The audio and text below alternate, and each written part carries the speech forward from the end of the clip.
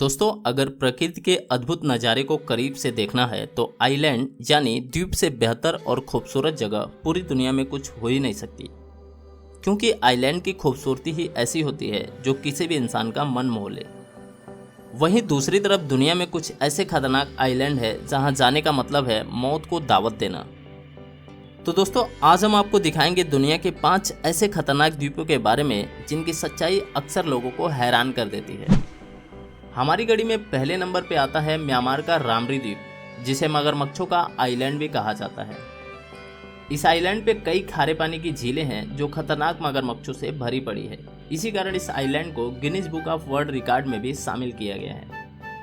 इस द्वीप पर रहने वाले खतरनाक मगरमच्छों ने 1000 लोगों की जानें भी ली है। बात है द्वितीय विश्व युद्ध की, जब ब्रिटिश सैनिकों से बचने के लिए करीब 1000 जापानी सैनिक इस आइलैंड से गुजर रहे थे, लेकिन यहाँ के खतरनाक मगरमच्छों ने उन सैनिकों पर हमला बोल दिया और उन सैनिकों को जिंदा चबा गए। जहाँ से सिर्फ 20 सैनिक ही जिंदा बचकर वापस आए थे और बाकी के 980 सैनिकों को मगरमच्छों ने अपना निवाला बना लिया।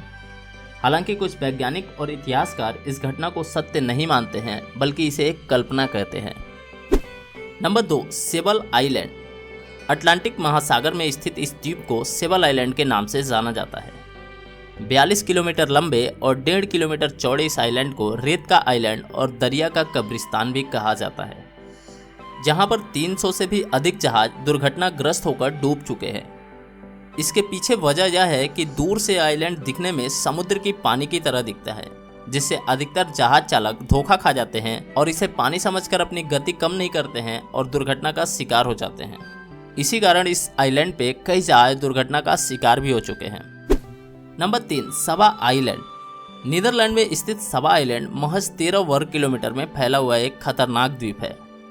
यह द्वीप दिखने में बहुत ही सुंदर है, लेकिन साथ ही साथ उतना ही खतरनाक भी है, क्योंकि इस द्वीप पर दुनिया में सबसे ज़्यादा समुद्री तूफान आता है और इन्हीं तूफानों की वजह से इस आइलैंड के आसपास कई जहाज टूटकर डूब भी चुके हैं।